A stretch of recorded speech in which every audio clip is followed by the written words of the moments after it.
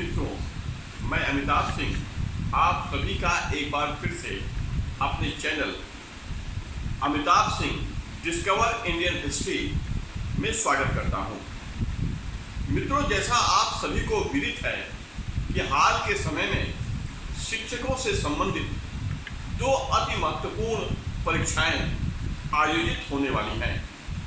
इन परीक्षाओं में उत्तर प्रदेश बीएड की संयुक्त प्रवेश परीक्षा और साथ में लोक सेवा आयोग के द्वारा आयोजित की जा रही शिक्षक अधिकारी की परीक्षा। इन परीक्षाओं को ध्यान में रखते हुए कोरोना के इस संकट में आपको पता है कि सारी शैक्षिक गतिविधियां बाधित हैं। ऐसे में शिक्षण से संबंधित, शिक्षण अभियोग्यता से संबंधित कुछ महत्वपूर्ण बातों को आप तक पहुंचाकर मैं आपके मार्गदर्शन का प्रयास करूंगा। मित्रों, आज की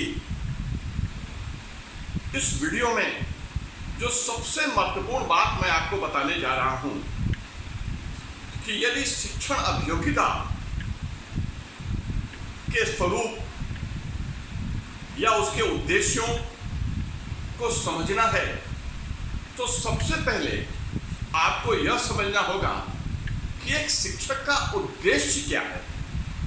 अगर आप इसे भली भांति समझ पाएं तो शिक्षण अभियोग्यता से संबंधित समस्त प्रश्नों को करने में आपको बड़ी सहायता प्राप्त होगी। आज का युग शिक्षा में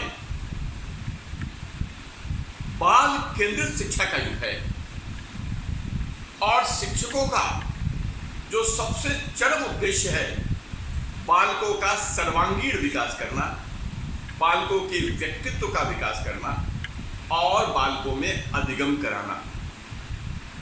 अधिगम शब्द सामान्यतः आपने इनको सुना होगा। अधिगम शब्द के लिए अंग्रेजी में लर्निंग शब्द का प्रयोग किया जाता है। या हमारी परंपरा में अगर आप देखें, शिक्षक शब्द शिक्ष धातु से बना है जिसका अर्थ है सीखना। अगर हम मेटाफिजिकल या तत्व मीमांसीय दृष्टिकोण से शिक्षा के उद्देश्य को देखें तो हमारे उपनिषदों में ज्ञानात् मुक्ति शब्द का हमारे उपनिषदों में प्रयोग है, अर्थात ज्ञान हमें मुक्ति प्रदान करती है। या शाविद्या या विमुक्ति, विद्या हमें मुक्ति प्रदान करती है, विद्या हमें अमृतत्व प्रदान करती है। किंतु आज के युग की शिक्षा व्यवस्था को अगर आपको समझना है तो सबसे महत्वपूर्ण हमें अधिगम शब्द को समझना होगा। अधिगम शब्द के लिए अंग्रेजी भाषा में लर्निंग शब्द का प्रयोग किया जाता है जिसका सामान्य अर्थ है मनोनुकूल व्यवहारिक परिवर्तन। आज शिक्षण का जो सबसे महत्वपूर्ण उद्देश्य है, जिसकी वजह से पूरी शिक्षण प्रणाली संचालित हो रही है, बालक का सर्वांगीण विकास, बालक के व्यक्तित्व का विकास और साथ में बालक का अधिगम, बालक का व्यवहार में परिवर्तन।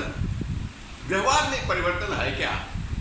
जब बालक शिक्षण परिस्थितियों में उसके वातावरण और परिस्थितियों के अनुकूल ढल जाता है और अपने व्यवहार को स्थायी रूप से परिवर्तित कर लेता है ना? शिक्षण संस्था और अपनी कक्षा की आवश्यकताओं के हिसाब से यह अधिगम कहलाता है। मित्रों, शिक्षण अभियोग्यता के अगर प्रश्नों को आपको सहजता से करना है तो इसके लिए सबसे महत्वपूर्ण है आपको आज के युग की शिक्षा के स्वरूप को समझना। आज के युग की शिक्षा बाल केंद्रित शिक्षा है, अर्थात समस्त शिक्षण व्यवस्था में सबसे महत्वपूर्ण है बालक या विद्यार्थी। और समस्त शिक्षा संबंधी व्यवस्था बालक के सर्वांगीण विकास के लिए संचालित हो रही है, न कि अध्यापक के विकास के लिए। यद्यपि इस अधिगम की प्रणाली में बालक के साथ साथ अध्यापकों का भी अधिगम होता है, लेकिन इस समस्त शिक्षण प्रणाली का केंद्रीय वस्तु है बालक का सर्वांगीण विकास करना, अर्थात बालक का अधिगम कराना और बालक का व्यक्तित्व के विकास। इस बाल केंद्रित शिक्षा का अर्थ क्या है? प्रश्न है, बाल केंद्रित शिक्षा का अर्थ क्या है?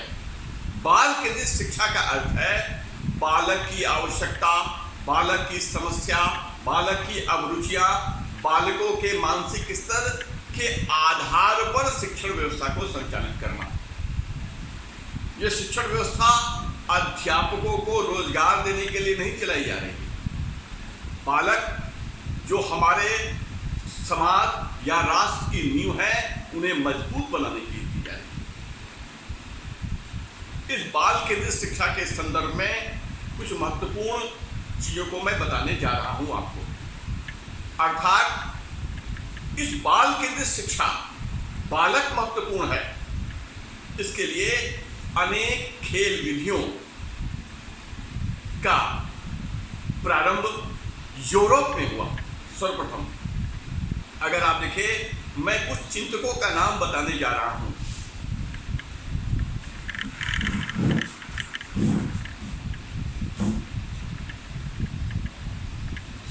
ये रूसो, जो एक फ्रांसीसी दार्शनिक थे, उन्होंने बाल केंद्रित शिक्षा के अंतर्गत सर्वप्रथम खेल विधियों के महत्व पर प्रकाश डाला। यानी रूसो पहले वो व्यक्ति थे जिन्होंने यह बताया कि अगर हम खेलों के द्वारा बच्चों के शैक्षिक लक्ष्यों को प्राप्त करें तो ज़्यादा बेहतर तरीके से, स्थायी तरीके से लक्ष्य प्राप्त हो सकते हैं। अर्थात शिक्षा में खेल विधियों की सबसे पहले सलाह रूसो ने दी थी। इसके बाद एक आते हैं विद्वान कैलवेल कुक। कैलवेल कुक वो पहले विद्वान थे जिन्होंने बालकों को पढ़ाने के लिए खेल विधियों के निर्माण पर बल दिया। इसके बाद स्थान आता है फ्रोबेल,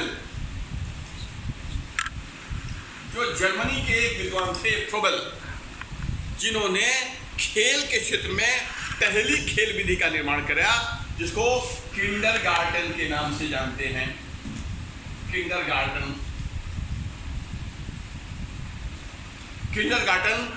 जर्मन भाषा के दो शब्दों से बना है, बालकों की वाटिका।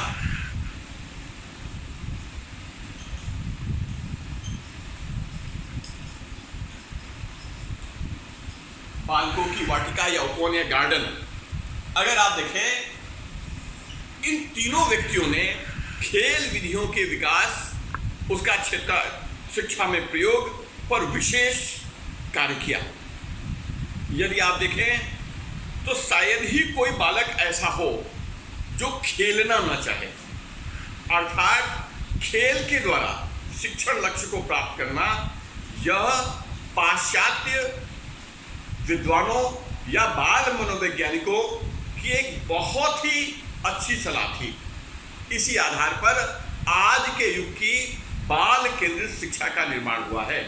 बाल केंद्रित शिक्षा के अंतर्गत किंडरगार्टन विधि में अगर आप देखें 3 R's पर जोर दिया जाता है। 3 R's पर जोर दिया जाता है। 3 R's का सिद्धांत, 3 R's का सिद्धांत दिया जाता है, जिसका अर्थ है रीडिंग, राइटिंग एंड अर्थमेटिक। आगे चलकर इटली की मारिया मॉन्टेसरी ने भी मॉन्टेसरी विधि का निर्माण कराया। इस मॉन्टेसरी विधि में इंद्रियों का प्रशिक्षण, अगर अलग अलग बच्चों को देखें, कुछ बच्चों का प्रेक्षण अगर आप देखें बहुत ही तीव्र गति से होता है, कुछ बच्चों का उतनी तीव्र गति से नहीं होता अधिगम। इसका कारण है अलग अलग बच्चों की इंद्रियों का ग्रैस्पिंग पावर अलग अलग होना। मॉन्टेसरी विधि में हमारे जितने सेंसरी ऑर्गन्स हैं, आँख, नाक, कान, त्वचा इत्यादि का प्रशिक्षण दिया जाता है मॉन्टेसरी विधि। साथ में अन्य अनेक विधियां और बनाई गई, फ्यूरेस्को विधि है, विनेटिका विधि है और प्रोजेक्ट विधि इत्यादि, है ना। प्रोजेक्ट विधि का निर्माण किलपैट्रिक के द्वारा किया गया था, जो अमेरिका के प्रसिद्ध शिक्षा शास्त्री जॉन डीवी के शिष्य थे। पूरा पाश्चात्य जगत, पूरा यूरोप ने शिक्षण के क्षेत्र में महत्वपूर्ण सुधार करते हुए बाल केंद्रित शिक्षा को अपना लिया। इसीलिए यूरोप की शिक्षण संस्थाएं हमारी शिक्षण संस्थाओं के तुलना में बहुत बेहतर वर्क कर पा रही हैं। बाल केंद्रित शिक्षा का सीधा अर्थ है समस्त शिक्षण व्यवस्था, शिक्षण प्रणाली का लक्ष्य बालक का विकास है, बालक का सर्वांगीण विकास है, बालक का अधिगम कराना है, बालक के व्यक्तित्व का निर्माण कराना है। और इसका अर्थ है बालक की नीड्स क्या हैं, बालक की आवश्यकताएं क्या हैं, बालक की समस्याएं क्या हैं, बालक का अभिरुचियां क्या हैं, बालक की मानसिक स्तर क्या है, बालक की भाषा स्तर क्या है, बालक की व्यक्तिगत समस्याओं क्या हैं, उनको ध्यान में रखकर उन्हें शिक्षण व्यवस्था प्रदान करना। ये बाल केंद्रित शिक्षा का महत्व है। बाल केंद्रित शिक्षा के विषय में हमने कुछ विद्वानों का नाम लिया, रूसो, कैल्विन कुक और फ्रेबल। साथ में अन्य अनेक खेल विधियां बनाई गई जो बाल केंद्रित शिक्षा पर आधारित है, जिसमें हमने किंडरगार्टन विधि, मॉन्टेसरी विधि, प्रोजेक्ट विधि, विनेटिका विधि, यूरेस्को विधि, डॉल्टन विधि इत्यादि पर चर्चा की। यानी अगर हम बालकों के मानसिक स्तर, भाषा स्तर, उनकी समस्याएं, उनकी आवश्यकताओं को समझ पाए तो हम शिक्षण लक्ष्य अर्थात बालक के सर्वांगीण विकास को प्राप्त कर सकते हैं। हो गया।